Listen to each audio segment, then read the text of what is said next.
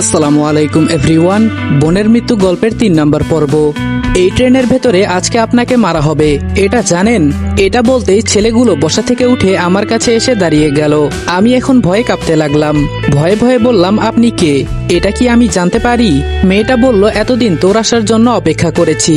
তোর দাদা আমার বাবাকে শরীর থেকে মাথা আলাদা করে খুন করেছে, আর আমি তো আজকে এই দিনের জন্যই অপেক্ষা করছি। ভেবেছিলাম হয়তো তোর বাবা আসবে, কিন্তু তুই আসলি। আমি বললাম, দেখুন, যা করেছে আমার দাদা করেছে, আমি তো কিছুই করি নাই। তাহলে আমাকে কেন মেরে ফেলবেন? মেয়েটা বলল, এই তলোয়ারটা দে। একটা ছেলে ইয়া বড় একটা ছুরি দিতে দিতে বলল, চিন্তা করিস না, আজকে তুই মর। খুব শীঘ্রই তোর বাবা মাকে তোর কাছে পাঠিয়ে দিব। আমাকে যদি মেরেও ফেলে তাও আমি মুখে কিছু বলবো না, তবে আমার মায়ের নামে কেউ কিছু বললে আমার শরীর জ্বলে। আমি বললাম, আমাকে তো আগে মেরে দেখ, পরে আমার আম্মুর কথা বলিস। মেয়েটা বলল, মৃত্যুর সামনে বসে মৃত্যুকে আলিঙ্গন করতেছিস আর বলিস আমাকে আগে মেরে দেখ। এখানে আজকে তোকে বাঁচানোর মতো কেউ আছে নাকি? আমি বললাম, আমি মারার আগে আমাকে মেরে ফেল, না হলে। মেয়েটা বলল, না হলে কি করবি তুই, হিজড়া শালা? তোর নাকি রাগ নাই? তুই আবার আমাদের কি করবি? সাথে সাথে ঠাস করে মেয়েটার গালে 2টা চড় দিলাম। আমি বললাম, তোর সাহস তো কম না, আমার মা আমাকে যা ইচ্ছা বলবে, তাই বলে তুই কেন আমাকে এগুলা বলবি? সাথে সাথে একটা ছেলে আমার গলা চেপে ধরে বলল, ম্যামকে চড় দেওয়ার সাহস তোর কি করে হলো? মেয়েটা বলল, এই তোরা ওকে ছাড়, দেখি ওর কত বড় কলিজা আছে। আজকে তোর ভেতরে কি কি আছে সব কেটে কেটে দেখবো। হঠাৎ ট্রেনের বগি আপনা আপনি অন্ধকার হতে লাগলো, কিছুই দেখা যায় না। কেউ আসছে মনে হয়, আর অন্ধকারে কে জানি আমাকে টান দিয়ে ধরে দরজার কাছে এসে ঠেলা দিয়ে বাহিরে ফেলে দিল। মনে হচ্ছে যেন আমি একটা গাড়ির ভেতরে গিয়ে পড়েছি, তবে মাথায় আঘাত লাগার কারণে অজ্ঞান হয়ে গেলাম। যখন আমার জ্ঞান ফিরল তখন দেখি আমি একটা হল রুমে চেয়ারে বসানো অবস্থায় পড়ে আছি, আর আমার সামনে সম্পূর্ণ একটা পরিবার বসে আড্ডা দিচ্ছে। আমার সমবয়সী একটা ছেলে জিজ্ঞেস করলো, ভাইয়া আপনার জ্ঞান ফিরেছে? আমি বললাম, কিন্তু আমি এখন কোথায় আছি কিছুই তো বুঝতে পারছি না। তখন কাকা বলে উঠলো, তোমার মায়ের সাথে আমার কথা হয়েছে, উনি তোমাকে এখানে পাঠিয়েছে, আর ট্রেন থেকে বাঁচিয়ে এনেছি তোমাকে আমি। আজকে আমি তোমাদেরকে সবচেয়ে বিশ্বস্ত বুকমেকার ওনেক্স সম্পর্কে বলতে চাই, যেটি পিএসজি এবং সিরিয়ার অফিসিয়াল পার্টনার। এই অ্যাপে আপনি cricket, football, tennis live match দেখতে এবং তাদের স্কোর ভবিষ্যৎবাণী করে সহজেই অর্থ উপার্জন করতে পারবেন। সেই সাথে BMW গাড়ি, আইফোন, ল্যাপটপ এবং আরো অনেক নগদ পুরস্কার জেতারও সুযোগ রয়েছে। এই অ্যাপটিতে আপনি crush crystal, under and over 21 ইত্যাদি গেম খেলে সহজেই আয় করতে পারবেন। সাইন আপ করার সময় আমার প্রচার কোড রিদওয়ান8 ব্যবহার করে আপনার প্রথম জমাতে 24,000 টাকা পর্যন্ত পান। আপনি বিকাশ, নগদ, ব্যাংক, ক্রিপ্টো, পেপাল এবং অন্যান্য সহজ পদ্ধতির মাধ্যমে সহজেই আপনার জেতা টাকা তুলতে পারবেন। এখানে আপনি 24 ঘন্টা 7 দিন গ্রাহক সহায়তা পাবেন। তাই এখনই গুগলে ওনেক্স সার্চ করে অফিসিয়াল ওয়েবসাইটটিতে গিয়ে রেজিস্ট্রেশন করুন। আর রেজিস্ট্রেশনের সময় অবশ্যই আমার প্রচার কোড রিদওয়ান8 ব্যবহার করে প্রথমবার ডিপোজিটে 24,000 টাকা পর্যন্ত পান। আমি বললাম, অনেক অনেক ধন্যবাদ কাকা, আপনারা না থাকলে আজকে হয়তো আমি বাঁচতে পারতাম না। এমনিই তুই কালকে মারা যাবি। একটু আস্তে করে কে জানি এই কথাটা বলল। আমি বললাম, কি মারা যাব মানে? এটা বলতেই সকলেই আমার দিকে এক দৃষ্টিতে তাকিয়ে আছে। কাকা বলল, আচ্ছা বাবা, এত দূর থেকে এসেছো, যাও হাত মুখ ধুয়ে আসো। একটা ছেলে বলল, ভাইয়া আমার সাথে আসেন। আমি বললাম, চলো। ওদের বাসার সামনে পুকুরে নিয়ে গেল। আমি বললাম, তোমাদের পুকুরটা খুব সুন্দর। ছেলেটা বলল, এখানে আমরা সবাই গোসল করি। আমি বললাম, আমাদের শহরে তো এসব পুকুর দেখাই যায় না, শুধু বিল্ডিং আর বিল্ডিং। ওইগুলা দেখে এখন বিরক্ত হয়ে গেছি। আচ্ছা, তোমার নামটা তো জানা হলো না। ছেলেটা বলল, জি ভাইয়া, আমার নাম সুমন। আমি বললাম, খুব সুন্দর নাম। আচ্ছা, একটা কথা আমি শুনেছি, এই গ্রামে যারা আসে তারা নাকি আর যেতে পারে না। সুমন বলল, এত কথা বলেন কেন ভাইয়া? আমি বললাম, রাগ করলা নাকি? সুমন বলল, না, রাগ করার কি আছে, তবে এসব কথা আমার কাছে বলবেন না। আমি বললাম, কি ব্যাপার, পানির মাঝে রক্তের মতো কি দেখা যায়? সুমন বলল, এসব কিছু না, আপনার কাজ হয়ে থাকলে চলেন। আমি বললাম, চলো। ভেতরে যেতেই আমাকে টেবিলে বসিয়ে সবাই খাবার বেড়ে দিতে লাগলো। কাকা বলল, তোমাদের সাথে আত্মীয়তা করব, এটা আমার ভাগ্যের বিষয়, জানো বাবা? আমি বললাম, এমনটা বলবেন না কাকা। কাকা বলল, তোমার দাদা খুব ভালো মানুষ ছিলেন। শুধু মানুষ? আমি বললাম, আর বলা লাগবে না, আমি সব জানি। সুমন বলল, তোমার মা বাবাকে সাথে নিয়ে আসতা, ওনাদের সেবা যত্ন করার খুব ইচ্ছে আমাদের। কাকা বলল, বড়দের মাঝে কথা বলতে হয় না, তোকে এটা শিখাইনি? তুই কি একটু চুপ থাকতে পারিস না? সুমন বলল, প্রতিশোধের নেশায় অন্ধ হয়ে গেছি, না হলে শহর থেকে ওদের তুলে আনবো। আমি বললাম, কি হয়েছে কাকা? কাকা বলল, আরে বাবা, এমনি ছেলেটার মাথায় একটু সমস্যা আছে, তুমি বাদ দাও। খাওয়া দাওয়া শেষ করে কাকা বলল, যাও, ওই পাশের রুমে আমার মেয়ে তোমার জন্য অপেক্ষা করছে, তুমি দেখা করে আসো। আমি বললাম, কিন্তু কাকা? কাকা বলল, আরে যাও যাও, ভয় পেও না। আমি আর কিছু বললাম না। আস্তে আস্তে হেঁটে কাকার দেখানো রুমটাতে চলে গেলাম। দেখি বিছানার উপর একটা মেয়ে বসে আছে, তবে মেয়েটার কপালে কালো একটা রং লাগানো। আর নাকের দুই সাইডে রক্তের দুইটা লম্বা করে দাগ আছে, আর ঠোঁটের নিচে সুন্দর করে একটা ট্যাটু করা। এগুলো দেখে আমি খুব অবাক হয়ে গেছি। মুখে এসব কি দিয়েছে? কই আমি মেয়ে দেখতে এসেছি সাজুগুজু করবে তা না, আবার মুখে কি সব লাগিয়ে বসে আছে। তবে মেয়েটা সুন্দর আছে বলতে হয়। মেয়েটা আমাকে দেখে দাঁড়িয়ে পড়লো। মেয়েটা বলল, কি ভাইয়া কেমন আছেন? আমি নির্ভয়ে বললাম, যার কাছে ভবিষ্যতে তোমার বিয়ে হতে পারে তাকেই ভাইয়া ডাকছো? মেয়েটা বলল, আমি এমনই। তবে আপনার সাথে আমার বিয়ে হবে এটা শিওর দিল কে? আমি বললাম, তোমরা তো খুব আজব কথাবার্তা বলো। মেয়েটা বলল, আমি মানুষটাই এমন, আমাকে দেখে সবাই ভয়ে থরথর করে কাঁপতে থাকে। আমি বললাম, আপনাকে দেখে তো আমার ভয় লাগছে না। মেয়েটা বলল, সময়ের জন্য অপেক্ষায় থাকেন, সময়ে সব বুঝিয়ে দিব। আমি বললাম, আচ্ছা আপনার মুখে এসব কি করা? কিছুই তো বুঝতে পারছি না। মেয়েটা বলল, এগুলো জেনে আপনি কি করবেন? আমি বললাম, যাকে বিয়ে করব অবশ্যই তার সম্পর্কে জানতে হবে। মেয়েটা বলল, এই ছেলে এত বিয়ে বিয়ে করবি না, শরীর থেকে মাথা আলাদা করে হাতে ধরিয়ে দিব। আমি বললাম, খুব ভালো মজা করতে পারেন দেখি আপনি, এখন বলেন মুখে এসব কি? মেয়েটা বলল, কপালে যে কালো রংটা আছে ওইটা দেওয়ার মানে 100-200 জনকে মারার ক্ষমতা আমার আছে, আর নাকের মাঝে লাল রক্তটা মাত্র একজনকে মেরে এসেছি, এই জন্য ওই রক্ত দেওয়া। আর ঠোঁটের নিচে ট্যাটু সম্পর্কে বলবি না, এটা অজানাই থাক। আমি বললাম, আপনার নামটা জানি কি? মেয়েটা বলল, আখি। এবার আমি হাসতে লাগলাম। মেয়েটা বলল, আমাকে দেখে কি তোর হাসি পায়? আমি বললাম, হাসি পায় অনেক। কি সব কথা বলেন না আপনি? এই গ্রাম অঞ্চলের মানুষ আবার মানুষ খুন করে, আমার তো বিশ্বাসই হচ্ছে না। আখি বলল, কালকে তোর বিশ্বাস হবে। আর একটা কথা স্পষ্টভাবে জানিয়ে দেই, আমাকে বিয়ে করে তুই রাখতে পারবি না। আমি বললাম, আপনি বাঘ না ভাল্লুক যে আপনাকে বিয়ে করে আমি রাখতে পারবো না? আখি বলল, আমার আসল রূপ দেখলে চিৎকার দিয়ে মারাও যেতে পারিস। আমি বললাম, সেই কতক্ষণ হলো এসব আলতু ফালতু কথা শুনিয়েই যাচ্ছেন। আখি মুচকি হেসে বলল, তোরে বোঝানো যাবে না। আমি বললাম, আমি বুঝতেও চাই না। আখি বলল, এত দূর থেকে যেহেতু এসেছিস তোকে একটা অফার দেই, তুই চাইলে আমার সাথে শুতে পারিস, তাও বিয়ের কথা বলিস না। আমি বললাম, হঠাৎ করে নিজেকে এত সস্তা করে দিলেন, বুঝলাম না। আর আপনি কি আমাকে বিয়ে করবেন? আমি কি আপনাকে এখানে বিয়ে করতে এসেছি নাকি? আখি বলল, তাহলে তুই এখানে কি জন্য এসেছিস? আমি বললাম, আমি তো আম্মুর কথা শুনে এখানে এসেছি, এখানে গ্রামটা নাকি অনেক সুন্দর, তাই দেখতে এসেছি। আর আম্মু বলেছে আপনার কথা, কিন্তু আপনি সুন্দর হলে কি হবে? আপনাকে আমার পছন্দ হয় নাই। বাঙালি একটা কথা সবসময় বলে জানেন, উপর দিয়ে ফিটফাট ভেতরে সদরঘাট। আখি বলল, আমার সম্মান নিয়ে কেউ কোনোদিন কথা বলে নাই, আর আজকে তুই আমার সম্মানের উপর হাত দিয়েছিস। আমি বললাম, আমি এমন কিছু বলি নাই। একটা কথা কানার তো মনে মনেই জানা আছে, সে কি করেছে। আখি বলল, তোর লেকচার শোনার সময় আমার নেই। আমি বলি, শোন, আমি বিয়ে করতে চাই না, আর বিয়ে তো মানুষ করে বাসর রাতের জন্য, এজন্য তোকে এই কথা বলেছি। আমি বললাম, কখনো মনে হয় না যে সুখের স্বপ্ন দেখেছেন, না হলে এই কথা বলতেন না। শারীরিক সুখের জন্যই যদি মানুষ বিয়ে করত তাহলে পতিতা পল্লী কেন ছিল? সবাই তো ওখানেই যেতে পারতো। বাদ দেন, এসবের আপনি কি বুঝবেন? আখি বলল, আমার বোঝার দরকার নেই। আমি বললাম, একটা কথা শুনেছি, এখানে নাকি যারা আসে তারা কেউ আর যেতে পারে না। আখি বলল, এটা সত্যি। আমি বললাম, তাহলে আমি কি আর যেতে পারবো না নাকি? আখি বলল, হয়তো পারবি না। যদি আমাকে বিয়ে করতি তাহলে ঘর জামাই হিসেবে তোরে রেখে দিত। আমি বললাম, আপনার মতো বউ আমার দরকার নেই। জানেন কত মেয়ে আমাকে প্রপোজ করেছে? আখি বলল, যা বাহিরে যা, তোরে আমার আর সহ্য হচ্ছে না। তবে কালকে যখন তোকে সবার সামনে বলি দেওয়া হবে তখন আমার হয়তো একটু মায়া লাগবে। আমি বললাম, হোয়াট? কি সব কথা বলছেন আপনি? আখি বলল, আজকে রাতটা পার করতে দে, আমি যে কে তুই চিনতে পারবি। আমি বললাম, ধুর, আপনার কথা আমার আর ভালো লাগছে না। আখির কাছে আর দাঁড়ালাম না, বাহিরে এসে পুকুরের পানিটার দিকে তাকিয়ে আছি। ভাবছি এখানে সাঁতার কাটবো একদিন। হঠাৎ একটা সাদা কাপড় পরা একটা মেয়েকে আমার দিকে আসতে দেখলাম। দেখে বোঝা যাচ্ছে বয়সটা খুব অল্প, কিন্তু এত কম বয়সে ও কি তাহলে বিধবা হয়ে গেল? দেখে তো এমনই লাগছে, তবে চেহারায় একটা মায়াবী ভাব আছে। মেয়েটা আমার কাছে এসে বলল, চলেন আমার সাথে। আমি বললাম, চিনি না জানি না আপনাকে, আর আপনি এসে বলছেন চলেন? ফাজলামো করেন আমার সাথে? সাথে সাথে মেয়েটা আখিকে ডাকতে লাগলো। আখি ভেতর থেকে এসে বলল, কি হয়েছে? মেয়েটা বলল, ভাইয়াকে শেষবারের মতো একটু গ্রামটা ঘুরিয়ে আনি। আখি বলল, যা নিয়ে যা, ও যদি যেতে চায়। আমি বললাম, না বাবা, আমার এত শখ নাই, আপনি যান, আমি যাব না।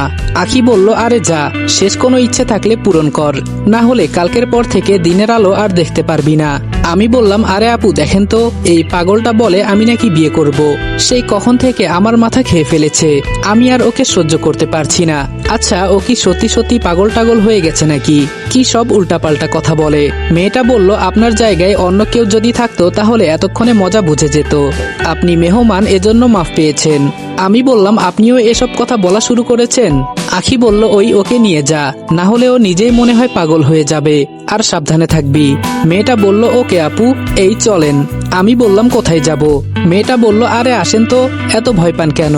আমি বললাম, এখানে আসার পর থেকে আমার সাথে কি সব অদ্ভুত অদ্ভুত আচরণ হচ্ছে, কিছুই তো বুঝতে পারছি না। মেয়েটা বলল, খুব শীঘ্রই সবকিছু বুঝে যাবেন। তবে আপনাকে দেখে আমার মায়া লাগে, এত হ্যান্ডসাম একটা ছেলে, তাকে নাকি সবার সামনে মারা হবে।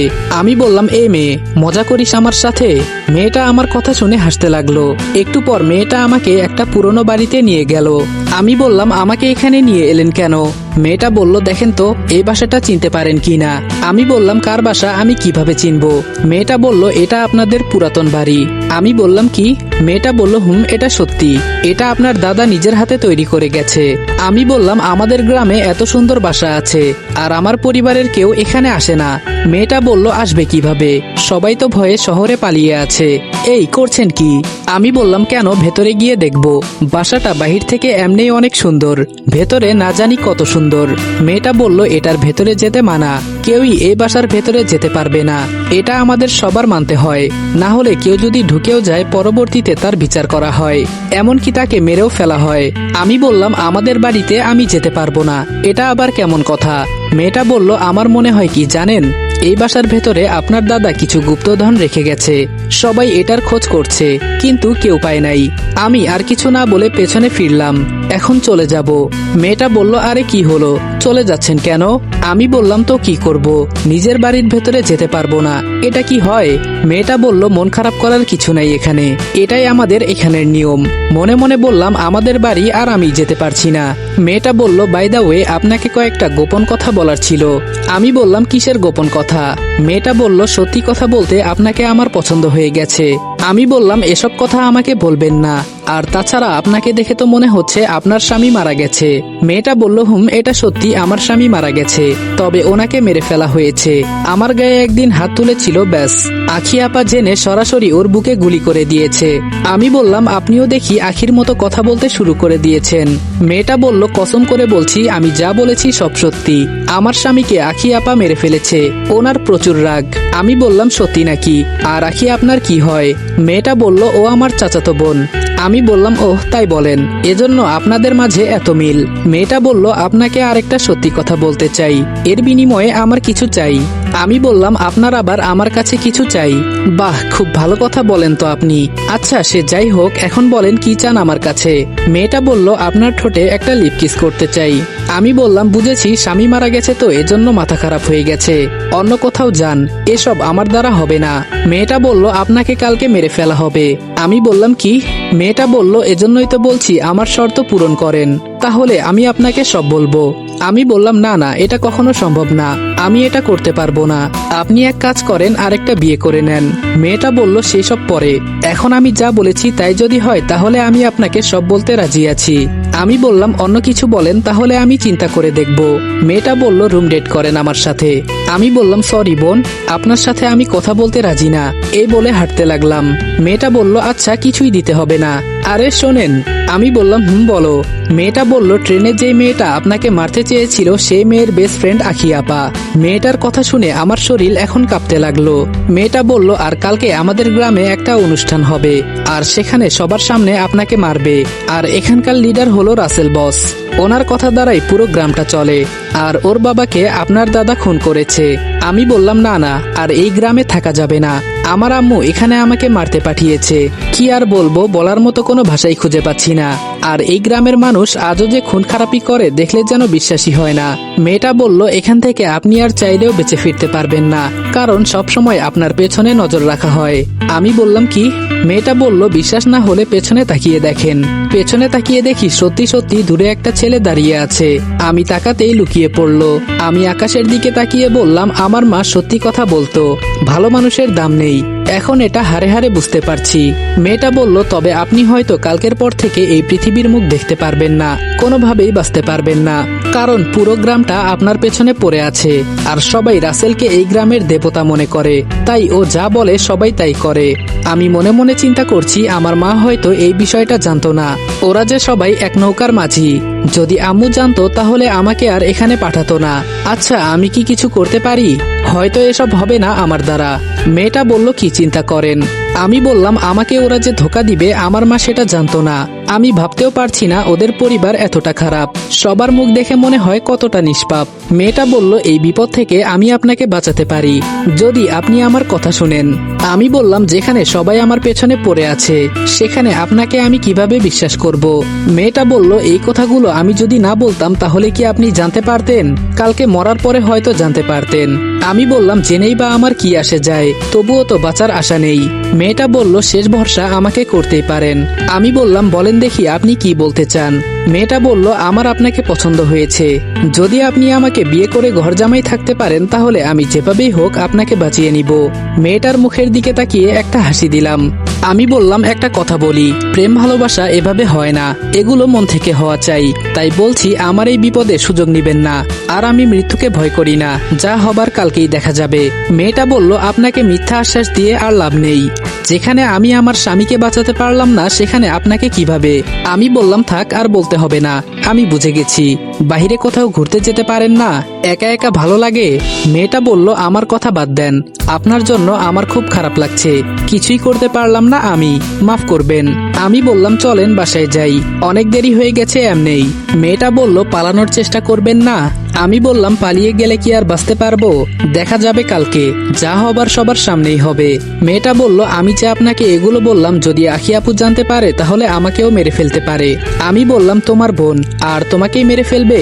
মেয়েটা বলল, আপনি আপুকে চিনেন না, ওর ভিতরে কোনো মায়া দয়া নাই, হিংস্র পশুর মতো। আমি বললাম, দেখে এমনটা লাগে না, তবে তোমাকে দেখে মনে হচ্ছে যেন বন্দি জীবন পার করছো। মেয়েটা বলল, শুধু আমি না, এই গ্রামের সবাই বন্দি জীবন পার করছে। সবাই ওদের থেকে বাঁচতে চায়, কিন্তু ওদের ক্ষমতা আছে, তাই রাসেলের কথাই এই পুরো গ্রামটা চলে।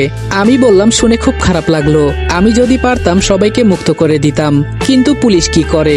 মেয়েটা বলল, ওদেরকে টাকা দিয়ে কিনে ফেলেছে। আচ্ছা, এত কিছু জানার পরেও আপনি কিভাবে স্বাভাবিকভাবে কথা বলছেন? এই মুহূর্তে যদি আমাকে বলা হতো কালকে আমার মৃত্যু, আমি তো কই গিয়ে যে পালাতাম ঠিক ঠিকানা নেই। আমি বললাম, ভয় আমারও হচ্ছে, কিন্তু সবকিছু কন্ট্রোল করতে শিখে গেছি, দেখি সামনে কি হয়। আচ্ছা, এত কথা হয়ে গেল, তোমার নামটা তো জানা হলো না। মেয়েটা বলল, পরিচয় না দিয়ে এতক্ষণ আপনার সাথে কথা বললাম, থাক, যদি আপনার সাথে হঠাৎ কোনো দিন দেখা হয় তখন জেনে নিবেন। আমি বললাম, আমার মৃত্যু হবে জেনেও এই কথা বলছেন? মেয়েটা বলল, আমার কেন জানি মনে হচ্ছে আপনি বেঁচে যাবেন। আমি বললাম, চলেন, এখন আর কোথায় যাব? মেয়েটা বলল, বাসায় চলেন। পকেটে হাত দিয়ে দেখি মোবাইল নাই, খোঁজাখুঁজি করছি। মেয়েটা বলল, কি খুঁজছেন? আমি বললাম, ফোনটা তো পকেটে ছিল, কিন্তু এখন মনে হচ্ছে কোথাও পড়ে গেছে। মেয়েটা বলল, পড়ে যায় নাই, নিয়ে নেওয়া হয়েছে। যদি বাসায় ফোন করে জানিয়ে দেন। আমি বললাম, ওদের তো আমি দেখে নিব। মেয়েটা বলল, শুনেছি আপনি নাকি কারো উপর রাগ করেন না। আমি বললাম, আপনি জানেন কি করে? মেয়েটা বলল, শুধু আমি না, মাইকিং করে সবাইকে আপনার বিষয়ে বলে দেওয়া হয়েছে। আমি বললাম, কালকে এই হয় আমি নিজে মরবো, না হলে সব কয়টাকে মারবো, এসব আর সহ্য করা যাবে না। মেয়েটা বলল, কিন্তু আপনার ভেতরে মনে হয় সে রাগ নেই। আমি বললাম, সেনাবাহিনীর ট্রেনিং করা আছে আমার। মেয়েটা বলল, তো চাকরি করলেন না কেন? আমি বললাম, আমি নিজের মতো চলতে পছন্দ করি, তাই ছেড়ে চলে এসেছি। আর তাছাড়া আমার বাবার টাকা পয়সার অভাব নেই। হঠাৎ কোথায় থেকে আখি এসে বলল, কি রে, তোরা এখনো এখানে কি করিস? আমি বললাম, আপনার সম্পর্কে জানার চেষ্টা করছি। আখি বলল, আমার সম্পর্কে জেনে তুই কি করবি? বাসায় চল, অনেক বেলা হয়ে গেছে। আমি বললাম, আমার ফোনটা খুঁজে পাচ্ছি না, আপনার ফোনটা একটু দিবেন, আম্মুর সাথে কথা বলবো। আখি আমার দিকে তাকিয়ে বলল, কারোর সাথে কথা বলার চেষ্টা করিস না, না হলে তুই বিপদে পড়বি। হেঁটে হেঁটে বাসায় যাওয়ার পর আমাকে ভেতরে ঢুকিয়ে বাহির থেকে দরজায় তালা ঝুলিয়ে দেওয়া হয়। তাহলে কি আমি এখান থেকে বেঁচে ফিরতে পারবো না? সত্যি সত্যি মেরে ফেলবে ওরা আমাকে। পরিবারের কারো মুখ আমি আর হয়তো দেখতে পারবো না, কিন্তু বিনা কারণে কেউ যদি আমার গায়ে হাত তুলে, আম্মুর কসম করে বলছি, সব কয়টাকে এখানে কেটে রেখে দিব। যদি আমার মরণ হয় তাও ওদের দেখে নিব। তবে একটা বিষয় পরিষ্কার বুঝতে পারছি, আম্মু এখানে আমাকে নিজের সাহস জোগাতে পাঠিয়েছে, কিন্তু মৃত্যুর মুখে রেখে কেন? আসসালামু আলাইকুম এভরিওয়ান। বোনের মৃত্যু গল্পের 3 নাম্বার পর্ব এখানে শেষ করলাম। ভিডিওটা ভালো লাগলে উড়াধুরা লাইক, কমেন্ট এবং শেয়ার করে দিও। আর চ্যানেলে নতুন হলে অবশ্যই চ্যানেলটা সাবস্ক্রাইব করে দিও। তো দেখা হচ্ছে নেক্সট ভিডিওতে। ততক্ষণ ভালো থাকবা, সুস্থ থাকবা। আল্লাহ হাফেজ।